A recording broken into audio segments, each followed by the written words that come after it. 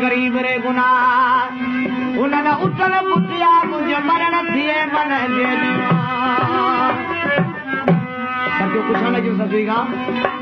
चरे तुंहिंजे पुननि जा उठ उन्हनि जा रंग उन्हनि जा पार कीअं चढ़ंदा हुआ त कीअं हलंदा हुआ हाणे ॾिसो सचनि खे ससुई जी ॿुधाए उठल पुठल घेरनि घटना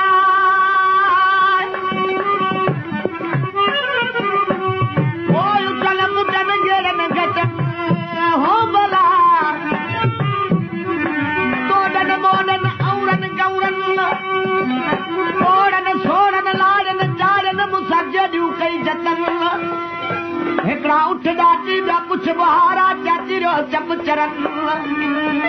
चरन जारियूं हेर चारियूं मोहबत पायो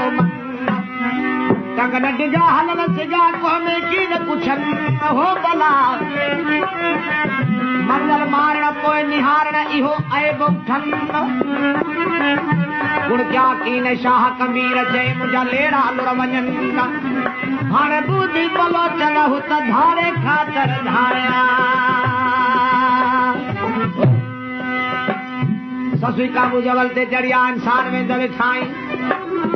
सर करे हुन इंसान खां पुछण लॻी आहे छा थी ॿुधाए तव्हां गल दीदी ते ऐं मूंखे ॾियो वञो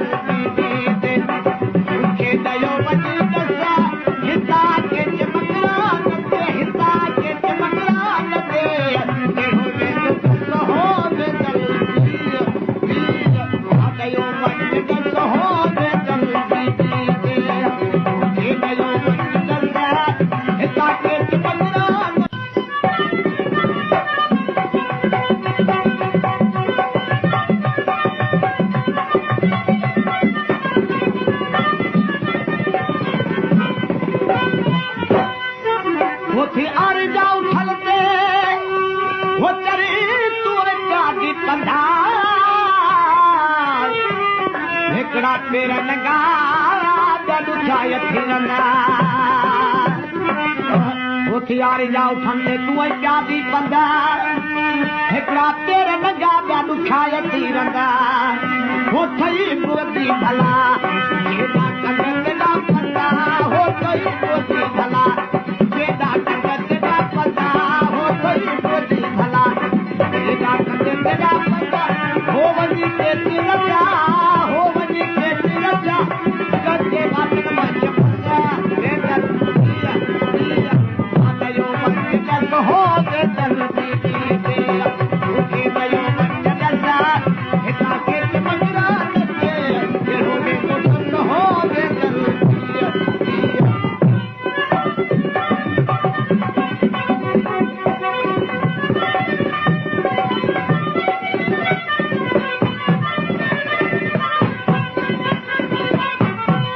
ससी नवय सुन के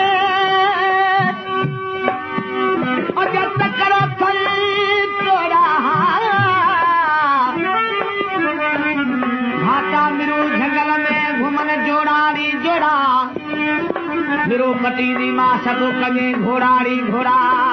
सस जब मिली तान छोड़ा हुतला शाल लती बचे तू तडस्ती पुछी ए करीब पंजडेरन जो मुखे कोने पतो पुनव जे तेरन जो माता खौफवती शीहन शेरन जो माता खौफवती शीहन शेरन जो माता